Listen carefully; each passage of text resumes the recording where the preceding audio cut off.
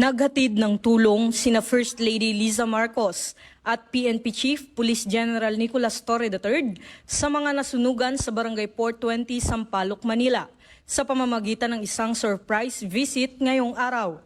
Namahagi sila ng mga pagkain at iba pang pangunahing pangangailangan sa mga apektadong pamilya bilang pagpapakita ng malasakit at suporta mula sa pamahalaan. Kakampi mo kami mga. Ito pa isa kakampi namin.